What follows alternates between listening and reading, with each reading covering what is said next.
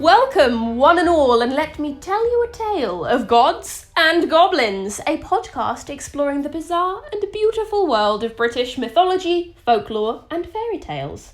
We will share tales of fearsome giants, valiant heroes, witches and wizards, ghosts and ghouls, and fantastical flora and fauna. But in this, our first and our very long and ongoing series, we are taking a look at the fairies of the British Isles. We are back again. We've taken a little extra long break between episodes this time because we've been busy bees. And we have once again done too much research and writing because we're just such keen beans. And so we're going to be splitting what was going to be the final episode of this damnable series into two. So this is not the last episode of the series on fairies. There's going to be another one after this. Phew! So let's introduce ourselves, shall we? Shall we? My name is Heather Morehouse. I am your narrator, mostly, and I am here with Kieran Hill. Hello, Kieran. Hello, Heather. How the devil are you? I'm doing quite splendidly. Yes, it's a lovely Saturday afternoon. I'm sat in my kitchen, staring at my beautiful partner. Thank you. That's okay. Yeah, we've been busy bees. Kieran started a new little job. I did. Yes. No one needs to hear about it. Well, it's not necessarily interesting, but all of our day job work has been quite busy at the moment, so we had to take a little bit longer, but we're here now. We did do a very nice little walk up to a local historical thing. Golf course. It was a golf course, but upon the very top of it was an ancient hill fort, which we were very excited about. The Hollande Hill Fort, or Brighton Camp, I think as it's referred to sometimes. Wait, when's it from? Neolithic? Paleolithic? Stone Age? Iron Age? Bronze Age? It's an age. It's a hill fort. It was up a very long hill. We looked at it. It was very nice. You could see all the way out to the sea. You could. And the other way as well. The Downs. Yes, it was very nice. I thoroughly encourage anyone who is still bored to have a little Google of, some local bits of history near you. Maybe walk at them, look at them. There's all kinds of interesting bits and bobs, particularly around Britain, and probably other places too. So, you might be surprised. Sit on them. Take photos of them. Should we talk about what we're talking about today? Not starting with a story today because we're going into some cold, hard semi-facts. I wrote a story and Heather won't let me use it. That's not true. It is. It's absolutely true. Okay, it is true. Kieran wrote up the wrong story, basically. I would like to counter this by asking you, who sent me the story that I was meant to type up? I sent you the wrong link, but apparently you didn't bloody read it until you'd written it all up. I trust you. Well, you shouldn't. I'm clearly stupid, but you're stupider. Please listen to our podcast. We're very good. All right. Okay, let's get into it. Right. Why let us? We are going to be, today, discussing a few theories surrounding the origins of fairies and fairy myth. This is part of, I guess, a two-part segment of this series. In reality, they're quite different parts, though. They are, but linked, I would say. So we've mostly so far been talking about specific stories, specific creatures, their connection to the landscape, all this kind of stuff in relation to fairies. And now we're kind of getting into a little point where it's more about the theories surrounding those, and more so the way that they've been interpreted by academics, folklorists, historians, etc., and also some spooky theosophists as well. We're going to be getting to that next episode, or who knows, maybe it'll be the next 75 episodes based on our track record so far. Hopefully at some point in time in the future we won't be talking about fairies anymore. We promise nothing? This is just going to be a podcast about fairies, isn't it? Forever and ever and ever. I worry it might be. But I want to talk about hags! I promised myself hags and I haven't delivered. I'm furious. But anyway, fairies for now. So, there was definitely a period of time in the Romantic era and the Victorian era where folklore study suddenly became very popular. Have you got any ideas as to why the Victorians suddenly became so interested in folklore? So, my understanding, basically, is that the Industrial Revolution happened. And so all of the artists and writers and other such soft-handed people were like, oh, I don't like it. It's too logical and rational and harsh and cruel, and it's making all the magic disappear from our land. The fairies are leaving Britain was a common thread that such people were talking about. And so there became a big popularity in looking back to older literature from Britain, such as, Arthurian legend, looking back at folk tales, looking back at older forms of art. The pre-Raphaelite brotherhood sprung out of this return to sort of what was seen as like a simpler time, a more sort of honest and artistically pure. Fairy belief and folklore belief was still very much like a common thing during this time. A lot of our tales that we have that we can refer to were recorded during that period when all of these elites were becoming fascinated in what the common people thought about, basically, because they were suddenly like, ooh, these fisher folk that we've been disparaging for centuries, maybe they have some sort of like earthy wisdom or something. This is all my interpretation of things. I'm not a historian. Just to clarify, in case it needs to be clarified any further, we're enthusiasts, not professionals, okay? But this is my interpretation of what was kind of going on there. Yeah, this is the gods and goblins take. Yeah, don't put this in an essay. Jesus. As we were saying, there was this rise in rationalism and industrialisation during the 19th century, and then also this return to folklore and traditional arts and crafts. And then the two kind of came together in a way when a lot of these theorists and folklorists were trying to rationalise and make a more scientific interpretation of the folklore as well. And that's kind of how we are going into this episode. We're looking at some writers of that era's interpretations of the origins of fairies, rationalising the irrational. Was that a good introduction? I was basically doing it on the fly. I liked it. We liked it? Okay. Right, our main source for today's episode is British Fairy Origins. Pretty clear, by Lewis Spence, who wrote this... Are we sure that's a Lewis, not a Louis? Well, it's spelled Lewis, so it's Lewis. Published in 1946. He does a very good job of compiling a lot of different folklorists and theorists' ideas on all different kinds of ideas about the origins of fairies, and he presents it in a very readable way. It's a very good book. We've just picked out some of the core ideas that he's presenting, but if you want to explore any of it further, I totally recommend it. It's all available online for free, or you could probably buy it as well if you want, but Why would you do that? It's literally all on Project Gutenberg. As always, the theories overlap and are very confusing, and a clear definition can rarely be drawn. Even Lewis Spence himself acknowledges the complexity of finding the origin of fairy myth in his introduction. He says, "It challenges one's intellectual vanity. It excites one's curiosity. Scores of other vexed questions in tradition and in the greater fields of science have been laid to rest. Yet this remains unsolved and seemingly insoluble. Since the first decade of this century, the pursuit of the secret of fairy origins has been engaged in only fitfully by an exhausted and depleted corps of interpreters. It has become the philosopher's stone of traditional science." I appreciate his enthusiasm. He also wrote a book about Atlantis, which I checked out the Goodreads for, and everyone was like, it doesn't even talk about Atlantis, this guy's a charlatan. It's just about fairies. Maybe we'll talk about Atlantis one day. We're not talking about Atlantis. There are different types of fairies present throughout British folklore, and these may represent different stages of the development of the myth. With some early types of fairies described as rough, hairy creatures that are connected to nature, but are also protective of humans.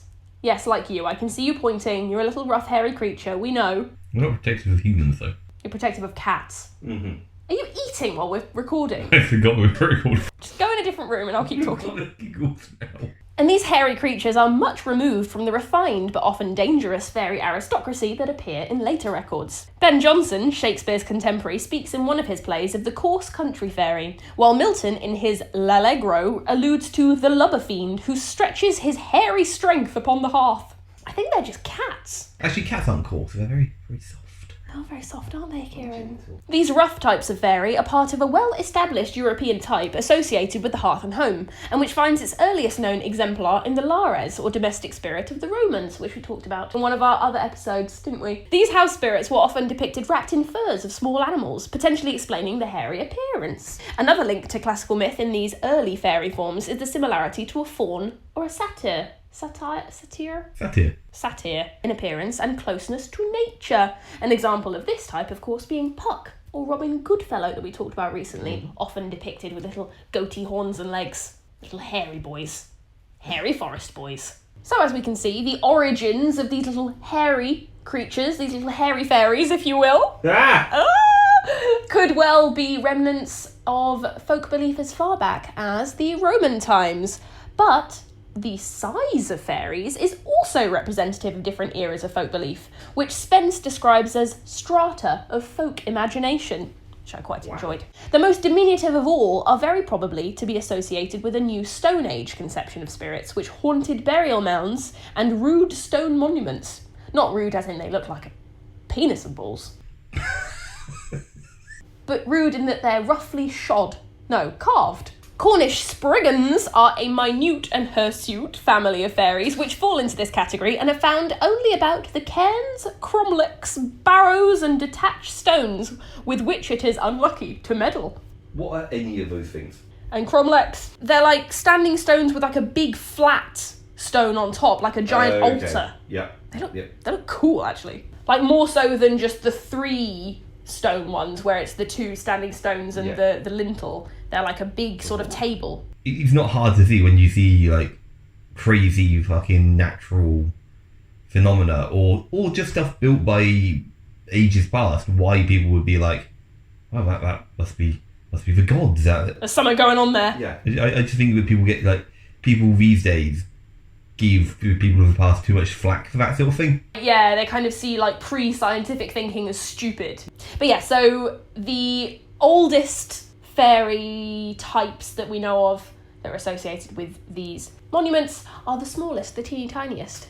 And then it seems as though fairies kind of got bigger as it went along. While there are similarities to be found throughout British folklore, the fairies of Ireland can be tracked much more clearly back to Irish antiquity and the ancient Irish gods. The Tuatha De Danann, they're coming out again. They're a very important one because we have a lot of information about them. A lot of stuff's been written down, so we can track things back a lot more easily. Spence writes, in tales possibly 1,000 years old, they are described by the same name as the Irish peasant describes them today, that is, the Aesshi, the folk of the fairy hillocks. And we find the self-same fairy characteristics in the personnel of the fairies of Arthurian lore, and to some extent in those of modern British fairy lore. Which brings us into one of the key theories around the origin of fairies, which is that they are the descendants of earlier pagan deities. There are several theories surrounding fairies as kind of diluted or weakened versions of older pagan gods,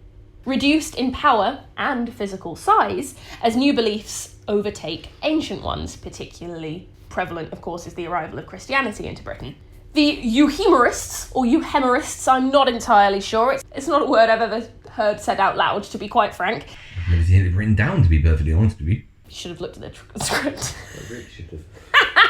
At least I'm getting to surprise you. You keep raising your eyebrows, which is quite encouraging. The euhemerists, I'm going to go with that pronunciation, are believers in a historical basis for myth and folklore. And they suggest that fairies are folk memories of earlier inhabitants of a country prior to conquest. In Irish myth, the Tuatha De Danann, which we have spoken about at quite a bit of length, particularly in the last episode, were the race of deities that were relegated to the level of fairies after the introduction of Christianity into the country. In some records, the fairies are spirits of ancient Druids and pagans that died before the possibility of Christ's salvation, kind of depending on which side of it you're looking at, you know? Okay, so that raises really interesting questions about the nature of heaven and hell. The idea that those that die before Christ just can never get into heaven. So, much like the gods of many ancient religions, fairies are differentiated from mortals, amongst other things, by their magical powers. We've spoken about their powers of glamour, their abilities to shapeshift, to create illusions, Michael, and to transform objects and their landscape. They have control over the landscape that we live in. In English Elizabethan literature, magic and royalty came together with much reference to fairy kings and queens. It was the popular subject of the time. The fairy queen was regarded as a species of sorceress, capable of foretelling the future and guiding people to fame and fortune. One example of such a fairy queen is Shakespeare's Titania. Titania. Yes, as our friend used to call her. Very good. How many conversations did we have around A Midsummer Night's Dream for that to become like a personal meme? I don't know. What pretentious arseholes we are. Good lord. Potentially based on the Greek Latin Diana, a sorceress, fairy associated with the moon and childbirth, who was regarded as the patroness of the Italian witches so lately as the 19th century. The fairy raids, the grand and magical processions through the landscape, which are favourite pastimes of the fairy royalty, may be a recollection of the ancient European legend of the Wild Hunt. Ooh, which was probably inspired by the hurly-burly of the night wind, giving the impression of an aerial host sweeping past.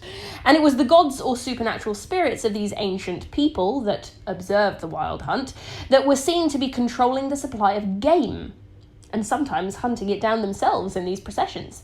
I'd love to do an episode on the Wild Hunt. I know it's not really an English, like a British thing, but it's really fascinating. Or maybe we could do like an episode on like folkloric festivities. Ooh, that'd be fun. Since we can't go to festivals this year, let's talk about ancient festivities. So that's fairy processions being linked to game and hunting, but agriculture, of course, is something that fairies are often closely connected to. We've spoken about quite a few stories in which fairies control the harvests. Sometimes they just want to have their farmland back and are getting tricked by rude humans. Not very nice. Did not like that story. And there are many more stories besides throughout Britain and further afield of fairies being particularly fond of farmers and the appeasement of these fairies assuring good harvests. Alfred Nutt,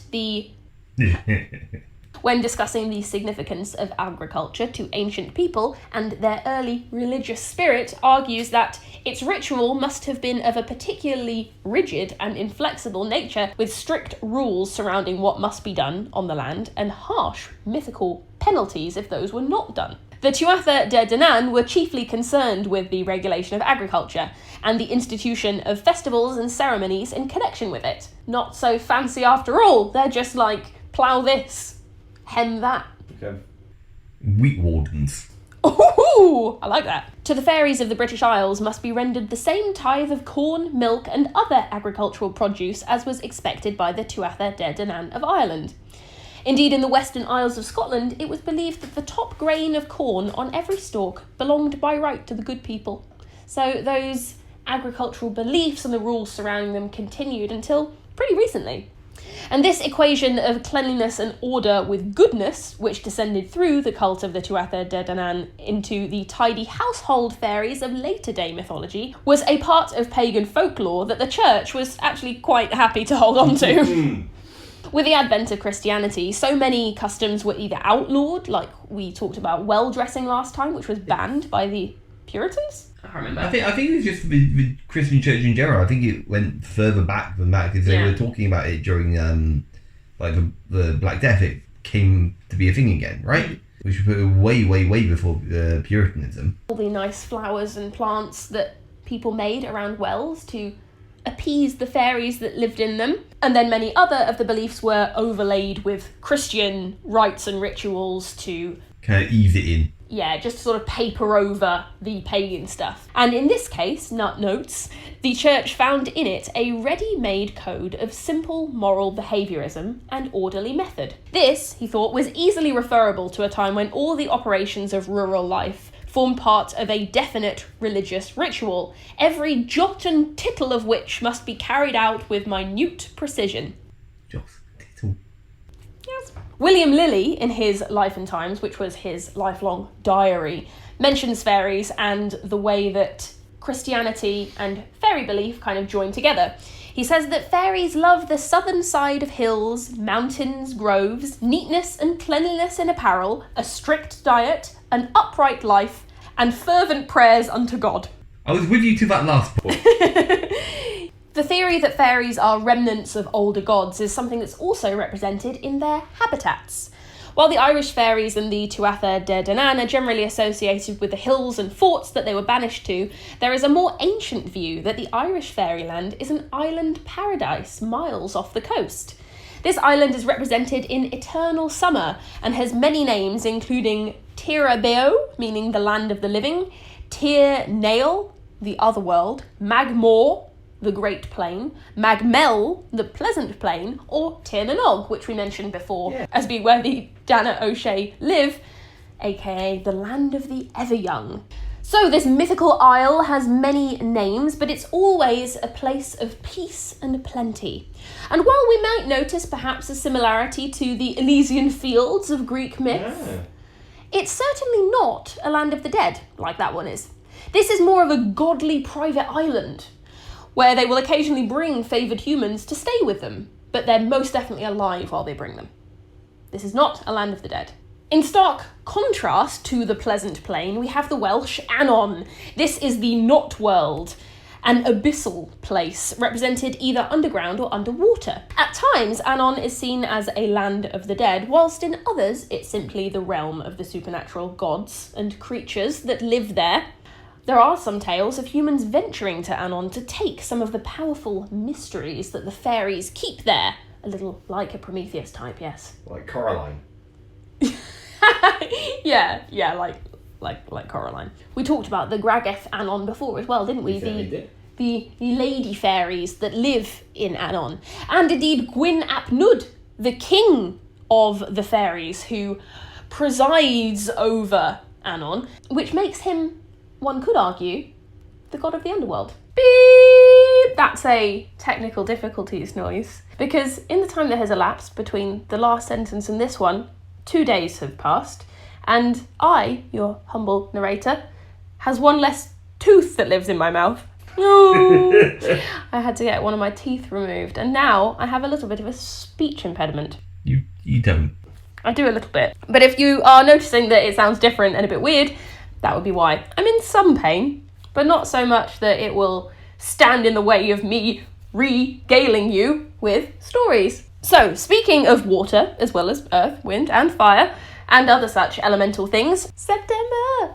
They did that, yeah? Yes, they did. I was racking my brain to try and remember which song they did. They did September. They did. We're not talking about Earth, Wind and Fire, the disco group. Can we do an episode on disco? I don't think Britain has any disco. Heatwave. Oh, and Bee Gees. I think they're like Scandi, aren't they? No. They're Google called it. Gibb. One of them's called Barry. They've got to be English, haven't they? They were born on the Isle of Man, but they lived in Manchester. Blow me down with a feather. Anyway, this is completely irrelevant. We're not doing an episode on disco, as much as I love it. Another of the key theories surrounding the origin of fairies is that they began as elemental spirits. The Theosophical movement, founded in the late 19th century and inspired by the Rosicrucians, Renaissance esoterica, and Eastern mysticism, included the idea of fairies. Although in this context they were known as elementals, and based a little bit on Paracelsus's alchemical concepts. According to Helena Blavatsky, the founder of Theosophy, these elementals are life forces in the process of evolution. But thankfully Kieran will explain all of this further in our next episode, since he is Mr. Occultism. I regret signing up to this. Unfortunately, you can't go back on it. I can and I will. In order to really finish this series off, we're going to have to delve into the murky world of occultism. Anon, if you will. Ah! Hey! Well, you are. I'm going to be listening. Yeah. Kieran's going to be presenting that as well, just so you know. No one's a winner here. Lucky everyone. In the mythological sense, elemental spirits are personifications of trees, rocks, rivers, the sky, the sun and moon, crops, or any other natural thing. These spirits are generally depicted as being one with these natural objects and are often without a separate body. This belief in elemental spirits is often referred to as animism, which is the belief that natural objects, natural phenomena, and the universe itself possesses souls, which is a common concept that is evident in many religious practices around the world. Such as? Well, it's literally just like everywhere. It's a very common, I hate saying the word primitive, but like early religious belief. Before they established their law. There is evidence that what we now know as fairies were in some parts of Britain seen specifically as a type of elemental spirit. In Wales, for example, we find many true fairies inhabiting lakes, whereas in England such forms are rarer. In Scotland, water fairies are fairly numerous, with water spirits such as the Kelpie scarcely being regarded as of the fairy class. There's just so bloody many water spirits and water beasties up in Scotland because it's a very watery place, you know. It's really just quite islandy when you get into the Highlands, that they're overrun with water spirits of all varieties, right? Is that what you're getting at in that bit? It is, yes. Yes, it absolutely is. It was also more of a point that, despite the, as a country we have fairly, as three separate countries rather, we have quite similar landscapes. The way that naming traditions and belief has evolved is very different. So the Welsh, maybe it's because they have more lakes. Maybe it's because, but it could just as easily be because they put more stock in water. They for whatever reason, their belief and customs have grown up more around water than ours have. And in Scotland, as you said, it's so watery that it's not just fairies that are seen as water elementals. It's kelpies. It's knuckleavay. It's selkies. They've got so much water. They've had to come up with plenty of different things to inhabit it. Yeah. There are further examples of this from way back, such as evidence from an Anglo-Saxon manuscript that divides early English fairies into the following: Dun Elfin, Berg Elfin, Munt Elfin, or spirits of the downs, hills and mountains, as well as Feld Elfin, Woodoo Elfin, Sea Elfin, and Waiter Elfin, or those of the fields, woods, the sea, and the meres. They are very specifically tied to the places that they come from, or indeed the elements that they inhabit. Many natural places are seen as sacred as spirits lived within them.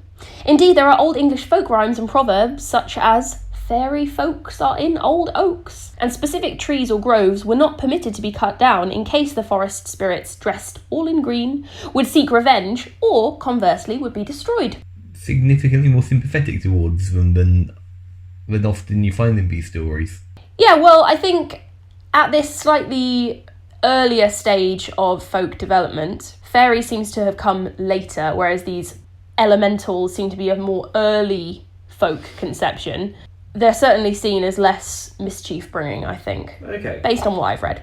In England and Scotland particularly, fairies have a long association with wells, water sources. At the wells of Loch Shiant and Tobar Beal na Ben, Yeah, I keep those in just for you. To spite me, it was considered proper practice to leave an offering should you take a drink. While at the Yorkshire wells of Braham, Harpham, Holderness and Atwick, fairies were said to take on the appearances of fish or worms to keep the well under their protection and scare away people trying to get in it or something. I don't know, are people trying to, climb in a well? Well, I mean, I'd be less inclined to climb in the well if I thought it was filled with worms. That would be disgusting. I'd also not consider it a safe water source. Indeed, I think that's the point they're making, isn't it? By wriggling around in it, looking as if it's gross. But actually, it's lovely, clean water that the fairies would like. Once again, we must return to agriculture, since it seemed to occupy a lot of early people's mental space. It's arguable that the creatures that inhabit grains, the corn spirits, were also precursors to, or concepts that overlap with, at least, the fairies that control the harvest. The barley maiden of Scotland, or the corn spirit in the form of a bird or a hare, would be granted the last oats in order to ensure a good harvest. And indeed, in some cases, appeasing the barley maiden or the corn spirit would help them to keep away the more malevolent fairies.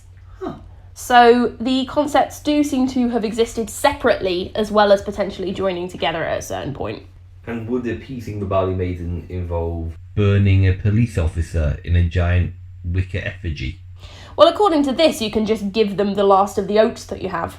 You don't need to murder anyone. So the guys on Thorau just got too excited. A little bit bloody carried away. As soon as Christopher Lee gets involved, you know things are going to go awry. Christopher Lee, my favourite man.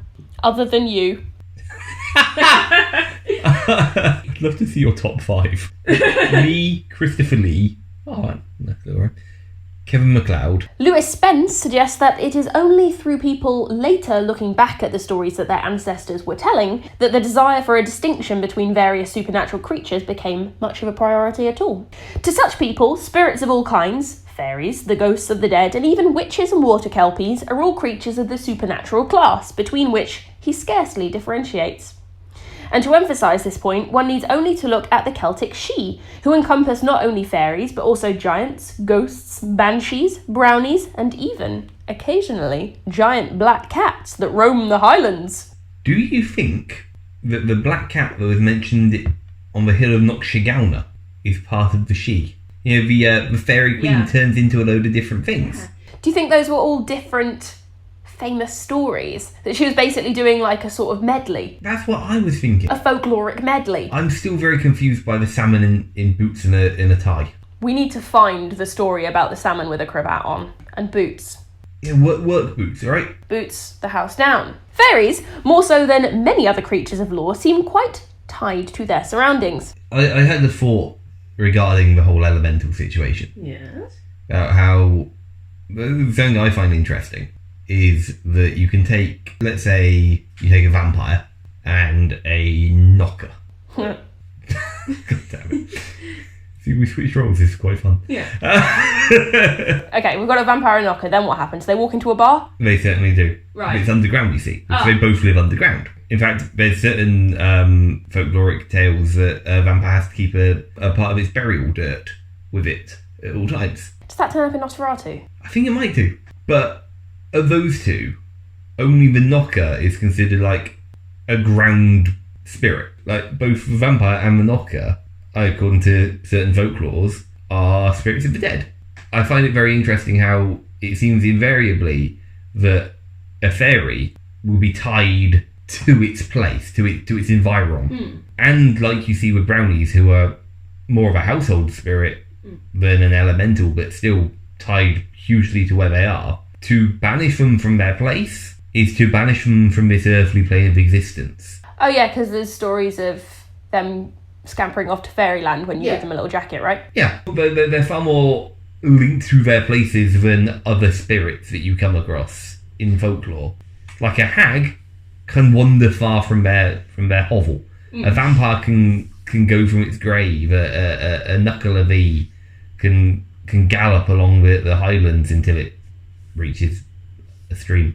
So you reckon where early people considered all these supernatural creatures to be basically the same thing, the way that they've diverted into, say, vampires, whatever else, and fairies is something to do with the element or place that they're connected to. A type of creature that is very connected to its place of origin would be the creatures that fall under the category of will-o'-the-wisps, jack-o'-lanterns, friars' lanterns, hinky punks, hobby lanterns, Hob and his lanterns, or the Welsh Echlichdan that we spoke about previously, remember? You're a little hinky punk. You're a hinky punk. Oh, you're a hog boy. Yeah, thank you. Hog boy Kieran Hill, hinky punk Heather Morehouse.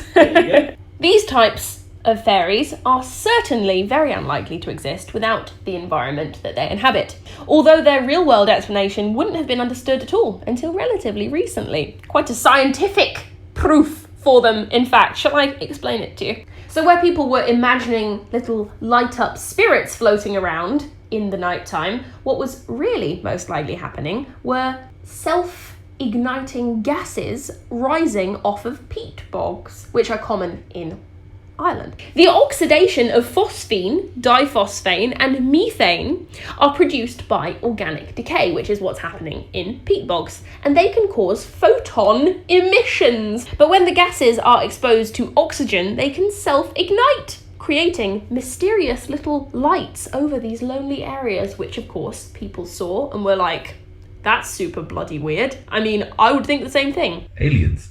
We have already seen that Alfred Nutt believed the fairies to be more closely associated with agricultural growth and ritual than with any other phase of superstition, which is of course to say that he regarded them as primarily elementary in character. These fairy, elementals, spirits, whatever you want to call them, whose chief reason of being was to ensure vegetable and cereal growth and the fertility of flocks and herds, as well as of mankind. That this class of fairy came to be associated with moral and ethical ideas of social correctness was, of course, a secondary development, arising out of the proven necessity for care and caution in agricultural operations, which, by a later extension of the idea, came to be implied as influencing personal morals and habits, as we discussed previously. There are folk traditions in various places in which the spirits of the dead will inhabit trees, rocks, streams, and other such natural forms, and become indistinguishable from them, and so the natural world becomes animated by spirits of departed humans. Very much spirits in that context, more of a ghostly sort of spirit. In Britain and France, when a standing stone was placed over the burial place of someone who had departed, the belief was that their soul would enter the stone, and it would not just become their burial place, but become their new body. That sounds like it kind of sucks. See standing stones and they have a soul within them. I'm very thirsty. Can you post me in a Twix, please? In remote areas such as the Orkneys and the Scottish Highlands, these standing stones were often known as false men, indicating a recollection that these stones were the embodiment of ancestors, at a time when the belief in fairies and other such spirits inhabiting these mysterious places was growing. So the myth kind of went from one thing into another. Which brings us to one of the most consistent ideas around the origin of fairies, which is that they are the spirits of the dead, whether recently deceased or souls of ancient peoples long departed, which makes it a form of ancestor worship in a way. The popular belief in Ireland was recorded by Robert Hunt in his popular Romances of the West of England, that the fairies are a portion of the fallen angels, who, being less guilty than the rest, were not driven into hell, but were suffered to dwell on earth. Tricked by Satan, but without the strength to choose between God and the devil, they were expelled from heaven, but not cast into hell to become demons. Instead, they fell on earth, but retained some of their superhuman qualities. According to some theories, some fall into water, and they become the mer people, or water spirits, some into caves, or mines, and become dwarves, or gnomes, or knockers, and some fall into woodland, and become elves or pixies, or the like. Some also theorise that fairies are the children of Adam and Eve that the couple denied the existence of, and are, as such, a slightly different race entirely. A little bit of a kooky one there. Yeah, I feel we could go really into that, but that's not what we do. Not right now. So basically the idea is it's a whole other chain of evolution that exists separately to humans. What an odd idea. I really want to look into this more now. I mean, hey, you're more than welcome to. It sounds confusing, and Mr. Occultism will deal with that. I think you are setting me up for a fool by calling me that. In Cornwall, as in Wales, another popular creed is that the fairies are Druids, the philosophers, teachers and preachers of Celtic religion who have become smaller and smaller because they will not give up on their idolatries. Yes. Oh, that's fantastic. Here's a quote from Robert Hunt. The small people are believed by some to be the spirits of the people who inhabited Cornwall many thousands of years ago, long, long before the birth of Christ. They were not good enough to inherit the joys of heaven, but they were too good to be condemned to eternal fires. They were said to be poor innocents. He mentions that this phrase is now applied to silly children. When they first came to this land, they were much larger than they are now, but ever since the birth of Christ, they've been getting smaller and smaller. Eventually, they will turn into murians, or ants, and at last be lost from the face of the earth entirely. Why would they become smaller and smaller until they disappear? Which aligns with what we were saying at the start about the strata of folk imagination, where the oldest forms of fairies are the smallest. I guess things just get smaller as they get older. I mean, people get smaller as they get older, don't they? Yes. Yes. So I guess the theory is they just keep getting smaller and smaller and smaller and smaller. A.E. Crawley, in his idea of the soul, presents evidence from many sources of folklore that the idea of the soul itself is a tiny replica of the human that it belongs to. That is fantastic. So that might be another reason why they seem very small, and is described often as a mannequin or a homunculus of a few inches in height. In fact, we have a story for you which partly explains why the fairies are smaller than humans and that they are the souls of the departed. It is known as the fairy dwelling on Selena Moor, which comes from Cornwall, and Kieran is going to read it to you. Am I? Yes.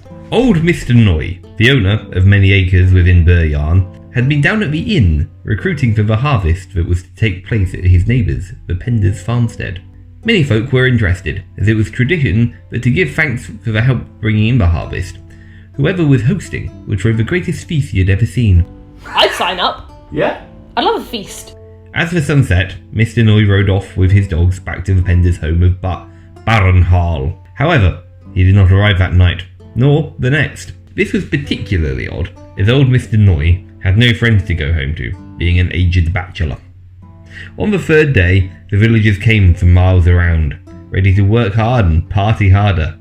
The Penders, of course, made sure to ask about the whereabouts of Mr. Noy, but not a soul had seen hide nor hair of the old man. They tried to put it out of their minds, knowing Noy is probably just helping another family bring in their wheat.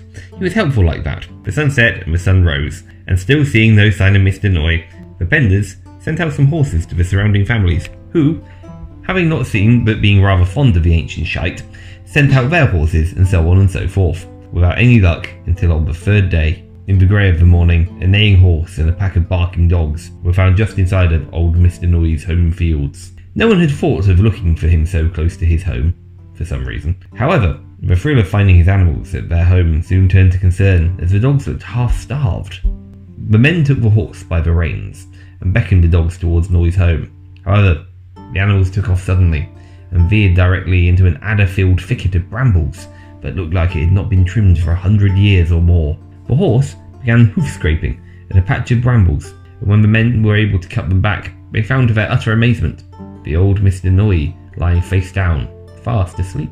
Taking some effort to rouse him, Noy eventually came to and was in a daze, half gibbering about being lost and not knowing what day it was. The men gave Noy a dash of brandy, and once he had settled on his chest, he began to recount the events of the night that he was last seen. He had been riding back from the inn and had gotten a little lost in the dark, when he came upon a grand house with a noise of festivities happening in the distance.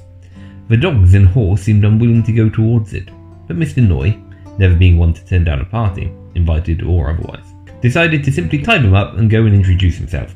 After all, everyone loved Mr. Noy. Smoothing his hair down, Noy saw 100 people, maybe more, all sitting and standing and dancing and drinking, led in song by the most beautiful woman he'd ever laid his eyes upon, stood atop a giant hay bale, playing a tambourine quite masterfully. It specifically keeps mentioning how well she plays the tambourine. No one seemed to be paying Noy much attention, but at one point, the girl, who Noy now noticed seemed much taller than her somewhat diminutive compatriots, shot him a look that clearly read, "Don't let them see you. Go hide round the side of the house." He watched as the girl spoke to a little man in a smart black velvet suit. She handed him her tambourine and motioned for Noy to follow her to a quiet spot away from the party. It was only there, standing in the plain moonlight, that Noy realised who he was looking at. This woman was Grace Hutchins, the love of Noy's life. Grace had died 4 years prior, maybe more. He saw her buried in Buryan churchyard. As he stared, aghast at what he saw, Grace said, "Thank the stars, my dear William, that I was on the lookout to stop ye, or you would this minute be changed into the small people's state like I am. Woe is me!" Overcome with delight, Noy went to kiss his lost love. "Oh, beware!" she exclaimed. "Embrace me not, nor touch flower nor fruit, for eating a tempting plum in this enchanted orchard was my undoing. You may think it strange, yet it was all through my love for you that I am come to this." As she said this, several little voices squeaked. "Grace, Grace, bring us more cider and beer. Be quick. Follow me into the garden and remain there behind the house. Be sure you keep out of sight and don't for your life touch fruit or flower." As she moved him out of the way in order to go back to the party, Noy asked if she could perhaps bring him a pint. It was a party after all.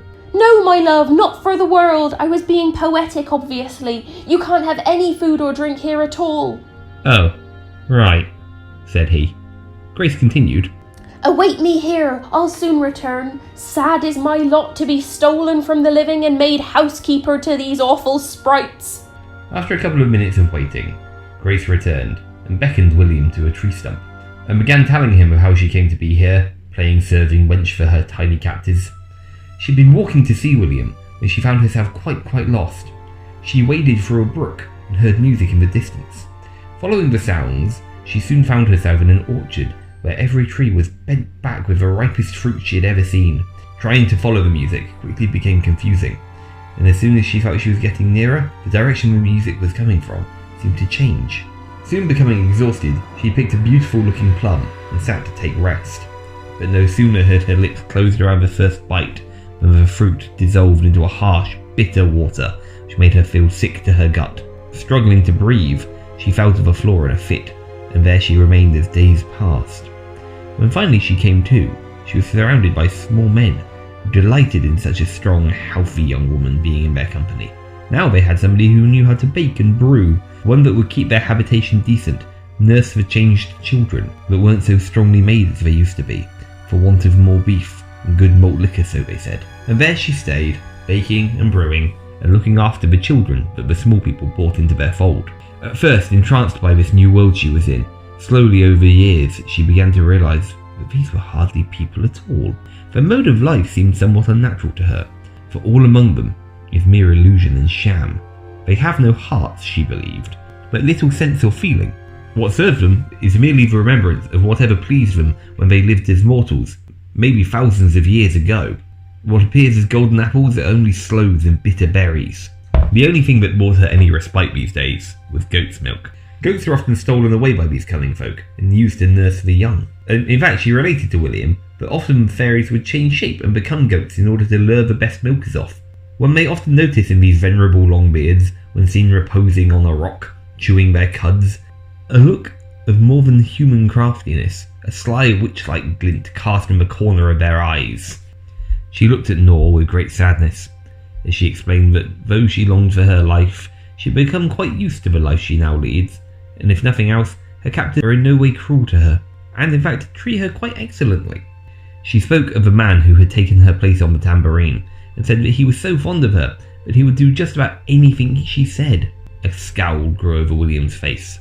Oh, my dear Willie, don't be such a noddy as to be jealous, for he's no more than vapour, and what he's pleased to think is love is no more substantial than a passing fancy. Noi looked around, thinking of the children she had mentioned, and asked if there were any natural children of the fairies, or if they were all stolen from the human world.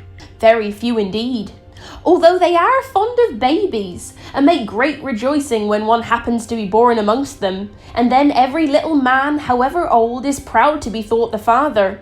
But you must remember that they are not of our religion, but star worshippers. They don't always live together like Christians and turtle doves. Considering their long existence, such constancy would become tiresome for them. Anyhow, that's what the small tribes say. And the old withered kiskies of men that can almost become see-through like puffs of smoke are vainer than the young ones. May the powers deliver them from their weakly frames. And indeed they often long for the time when they will all be together dissolved in air, and so end their wearisome state of existence without an object or hope. Looking deep into his eyes, she told him she had learnt from the fairies how to change her form into that of a small bird, and spent most of her free time hovering around William, just to be near to him. She went on to assure him that when he died, his spirit would be welcome to join with her in the fairy rounds. Just as she said this, the little voices once again rose up and requested more beer to soothe their parched throats. As she disappeared into the house, a thought came to William that he should have a glass of beer. But in order to do so... God, he just doesn't listen, does he? Hey look, when you got a thirst, man. Right now, I've got 2 Heineken in the fridge. Spoken like a true alcoholic. And I'm just getting through this so I can crack one open. If you want to be the man, you got to beat the man. You got to beer the man. If you want to have a beer, you've got to have a beer. Back to the story. But in order to do so, he'd have to disperse the little men, and in doing so, save his love. It occurred to him that a garment turned inside out and thrown at a spirit would cause them to flee. So, he felt in his pockets for his gloves, turned one inside out, and threw it at these cursed creatures that had kept his love from him. The moment it left his hand, everything vanished. The men, the house, and his grace. A branch of the tree fell on his head and hit him, with such force that he fell unconscious, until such a time as the men on horseback found him, not beside a beautiful house in an orchard, but beside a ruined barn in the bogland, overgrown with thorny vines. From a night that Mr. Noise strayed into the small people's habitations, he seemed a changed man. He talked of little else but what he saw and heard there, and fancied that every redbreast, yellowhammer, tinner, or other familiar small bird that came near him might be the fairy form of his departed love. Often, at dusk of eve and on moonlit nights, he wandered round the moors in hopes of meeting Grace, and when he found his search was all in vain, he became melancholy, neglected his farm, tired of hunting, and departed his life before the next harvest. Whether he truly died, or passed into fairyland, no one knows. Ooh, that's a good ending. I like that. Yeah, good ending. Professor A.H. Crap is pretty Do you pick these names on purpose? is pretty keen on the idea, oh my god, that the fairies are spirits, explaining they are almost universally believed to have their dwellings underground. They are fond of snatching the living down to their dark abode, in this resembling all chthonic powers. They are credited with superhuman wisdom, as are ancestors generally. They are attached to definite localities, which simply means that they are dead ancestors. More, like these very ancestors, they are the objects of a regular cult, for they expect to receive food, and if it is refused them, they demand it and take their revenge. The Irish refer to them as the good people, which strikes one as a literal translation of the Latin manes, designating, of course, the dead ancestors of the family. Mic drop from A.H. Crap there. I dispute him. Yeah, go on. I just don't buy it. I mean, what do you think? Like, you're slightly more knowledgeable than I am. What do you mean? We've done the same amount of work. We have not. Oh. You've done significantly more work than I have. I mean, I think he brings together quite a few key concepts, though I think it is a fool's errand to try and ascribe just one origin or just one theory to fairies, because clearly they're an amalgam of many different ideas by many different people at many different times. I think they're elemental spirits. Okay. Even when they become nature spirits, there are links to them being spirits, dead spirits. Because when these spirits enter trees, they naturally assume green, the colour of the fruit-bearing earth, which, for that very reason, becomes also the colour of death and of the nether powers, says Crap. But it's not, though. In English folk song, green is often ascribed to death. I'm just going to shut my mouth. Which might also suggest that the green children from the last episode, or maybe the episode before, are spirits as well, because they're green.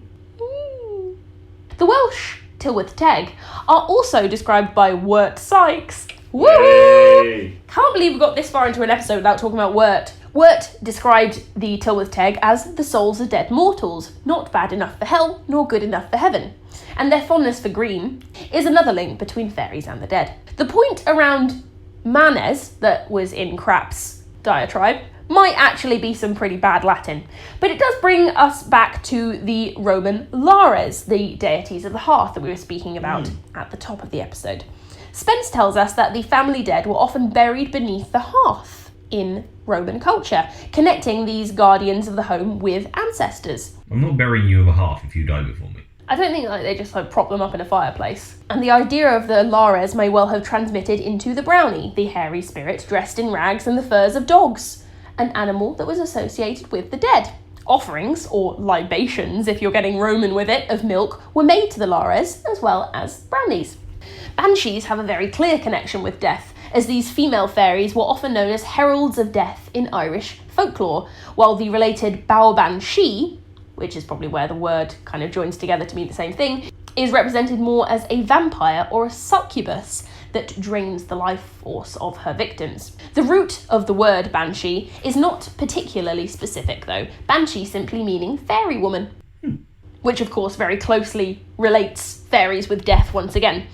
And a form of water banshee known as the gleistig was sometimes believed to be the spirit of a deceased woman under a fairy spell. There is also some suggestion that banshees are a later interpretation of the Morrigan, the Celtic goddess of death who would foretell death in battle, rather like the Nordic Valkyrie. But potentially these Morrigan got turned into a slightly diminished form and just became more localised death fairies, heralding the death in a family as opposed to death in magnificent battles. Many barrows and other sepulchral spots in Britain and elsewhere are pointed out as fairy dwellings. The famous Brr. it's B-R-U-G-H, Brew of the Boyne in Ireland was at once a fairy hill and an ancient burial ground. The hill of Tomnahuriac, the Hill of the Fairies, at Inverness, is another case in point, as is the sepulchral barrow of Willie Howe in Yorkshire. You can't laugh at every just mildly rude word. I didn't know you were such a silly sausage. Didn't you? No! I signed up to this because I thought you'd bring, like, wit and wisdom. What am I doing? You're just laughing at the word nut. So, as we previously discussed as well, the standing stones that elves or spriggans haunt are also probably sepulchral in nature. Standing stones and stone circles, most likely being burial structures for prehistoric people. Grant Allen, you can't laugh at that one, that's not rude, also posed the idea that these spirits were the ghosts of Neolithic folk. He says, these small and swarthy spirits haunted the primitive barrows and sepulchral mounds, and at length came to be thought as a little people who dwelt underground. It is often seen as dangerous to approach these dwellings. There are many tales of explorers coming face to face with fairies on processions or in the fairy lands that are suddenly recognised as deceased friends or dead celebrities. What? Alison Pearson, a Scottish witch who was trialled in the 16th century for conspiring with fairies, claimed that in a trip to fairyland, she met the spirits of young Maitland of Lethington and the old Laird of Buccleuch. And you think my references are outdated? These were Scottish celebrities that were long dead. There are tales of Irish fishermen, too, seeing boats filled with spirits of the departed being sailed off to live in the fairy palaces. One such tale of a meeting with the dead is known as November Eve, and it was compiled by Lady Francesca Speranza Wilde. Everyone, literally everyone, knew that on November Eve you don't go outside.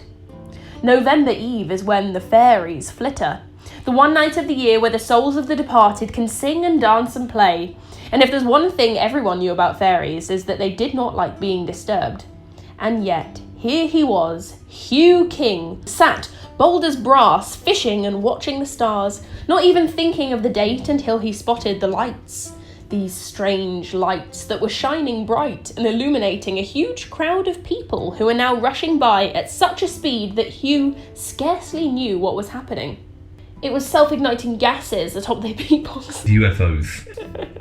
Why aren't you a merry lot? Where are you off to at this time of night? Inquired the oblivious Hugh. A crooked man in a crooked hat stopped and, flashing a grin, said, Why, young Hugh King, we be heading to the fair. Say, why don't you come along with us? The time for fishing has well passed, and you'll get a beer to sup and a feast to graze upon. Here, that said, why don't you do us old folk a favour and grab the basket that lady there is carrying? Might as well make yourself useful, lad. And so Hugh picked up the surprisingly heavy wicker basket, and shortly they arrived at the fair. And what a fair it was! Everywhere Hugh turned he could see 100 or more strangers, none of which he'd ever seen on the island before. They were drinking and laughing. To the left, pipes. To the right, harpers, and along the way a cobbler mending shoes. Less fun, but hey, you've got to mend shoes at some point. The food and drink were laid out as if he were at a king's palace, and the basket was becoming quite a burden, and Hugh longed to place it down as he rather fancied his chance with a small short-haired lass with the booming laugh. Wait, is that me? Yeah. Did you reference me in this? Yes. I'm not that small. You've been immortalised in script. I'm not that small, Kieran. I'm quite big. You're 4'11". That's not true. I'm 5'5.5". Why don't you put that basket down? Said a red-haired lady, motioning to a patch of grass. Hugh placed it down, and the lady bent over and opened up the basket, making noises not dissimilar to the coo of a pigeon. Oh, oh. The basket began to rock, and it fell onto its side, and from it crawled the most gnarled, misshapen imp Hugh had ever seen. Why, thank you, Hugh, said the odious imp, quite politely. You've been most kind to carry me so far, as my arms are weak, and I have no legs to walk on. For your troubles, though, I shall pay you in kind. And pay him he did, showering him with notes and coins that began to weigh Hugh down almost as much as the imp himself had. "Now you go drink to my health," said the imp, with a wink. It was an imp wink. "And please, fear nothing you see this eve." Thinking nothing of that ominous remark, Hugh bowed to the imp, wondering for a second if that was a polite thing to do since he was so, small, and hurried off to flaunt his newfound wealth. Hugh came to a crowd gathered, with a hushed murmur of anticipation filling the air. Presently, he spotted his crooked friend, who beckoned him over. "Quick, Hugh! Come to me and watch, for we're about to see the King Finvarra and his queen." As he spoke, a carriage pulled by 4 white horses arrived, and out stepped a man in black satin and a beautiful lady with a veil of spun silver. Without missing a beat, Finvarra stepped straight to Hugh and demanded to know, "Who brought this man here?" Hugh fell to the ground in fright as the revellers began to form a circle around him, the laughter growing ever louder and the circle of people turning ever faster. The crooked man handily lifted Hugh from the ground, with strength belying his crooked frame, and with an arm tight round Hugh's shoulders, the man gestured with his crooked cane. "Tell me, young Hugh, do you see the faces of those who dance around you? Look well and tell me who you see." Hugh looked around him and he saw a girl. He knew her. She had died of drowning the year before. A friend of his from childhood who had succumbed to a sleeping sickness. Then he saw all of them, every man, woman and child who danced, did so in long white shrouds. Burial shrouds. Sleeping bags. Hugh went to run, but he couldn't, for they circled around him, dancing and laughing, and grabbing at his arms and trying to draw him into the dance. Their laughter, far from joyous, had become weaponized, piercing through his skull and attacking him. He fell once more, and like that, everything went black until next morning, when he awoke to find himself lying in the middle of a stone circle. His flesh was covered all over with black marks, the undeniable necrotic prints of the deathly fingers of the fairies. Worst of all, every penny that abominable imp had given him had vanished. Hugh hurried home, sad from knowing that the spirits had mocked and punished him for troubling their revelries on November Eve, the one night of the year that everyone knew not to go outside, except Hugh. In some stories, once people have entered fairyland, they become spirits themselves. And when they escape from the fairy world, they are marked with some sign of death, even crumbling to dust as they step over the threshold, which is something that I think we probably associate more with vampires these days. Other times they do not die, but take on a magical quality when lured into the fairy world, becoming a different class of being somewhere between human and deity. Fairies, as ghosts, snuck into some occultist theories too, with them being believed to be the souls of the recent dead awaiting reincarnation, or to move on to the astral plane. So, we have outlined some of the main ideas around fairy origins, and given some examples of stories that back them up. So I think we've done quite well. But this is folklore. Give yourself a pat on the back. That's me patting myself on the back. But this is folklore, and folklore never really has a clear answer for us. Each of these ideas is a single thread that is woven together into the rich tapestry of our mythology. So, in essence, they're probably all right to a degree. Andrew Lang, another folklorist, kind of sums it up for us quite well, and he believed that fairy myth is one of many parts, and that fairies are much older than their name, as old as the belief in spirits of woods, hills, lonely places, and the netherworld, which is present throughout ages and cultures. Just as the Scottish fairies were named the good folk, so Fauna, the daughter of Faunus, the wild god of the wood, was known as the good goddess, and her real name was not to be spoken. Lang also discussed fairyland as a kind of Hades, or home of the dead, and also a memory of an earlier race, a shy and fugitive people who use weapons of stone, that also may conceivably play its part in the fairy legend. There you go. What's your conclusion, I wonder, dear listener? We hope you enjoyed listening. We certainly enjoyed putting it together, didn't we, Kieran? Yes. Yes. And you know what you're going to enjoy even more? Researching, writing, and delivering the next episode. Because next episode we will be talking about the Victorian folk revival in a more specific sense, in how Victorians interpreted folklore and kind of made it their own with theosophy and spiritualism, as well as some of the popular figures that were part of that crowd. Got some fun names that we'll touch on, as well as one of the most famous modern fairy stories that has arrived on our green and pleasant isle. Thank you once again for listening. We really appreciate all of your kind responses, all of your listens, all of you who are just taking part in this experiment that we're doing. It's still a little bit of a mystery for us, how to do this. Are we doing it right? Are we doing it wrong? We don't know, but we're having fun. It truly does warm the cockles of our hearts and stops us just shouting this stuff into the wind. Yes. Don't forget to follow us on the social medias. The meads? Mead. At Gods and Goblins, on YouTube at Gods and Goblins.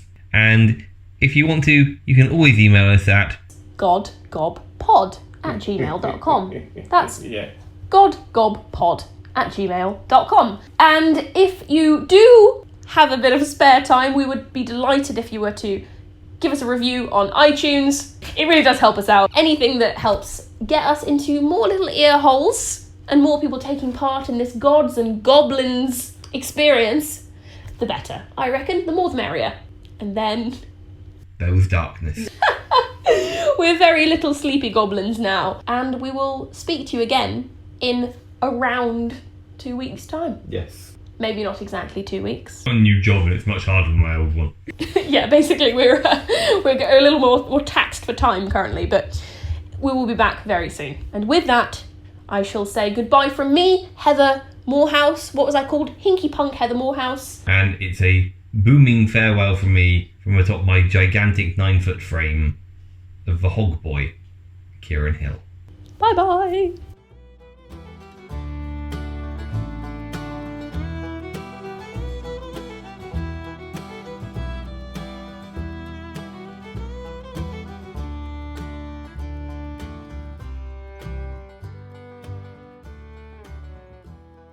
Cottage punk? So that sounds fun. Cottaging. Not fun. Cottage cheese? Even less fun. Terrible. What? Disgusting. Are you serious? Yeah, I hate it. It's gross. No cottage cheese. It's like puking backwards. Cottage pie. Delicious. Like eating forwards.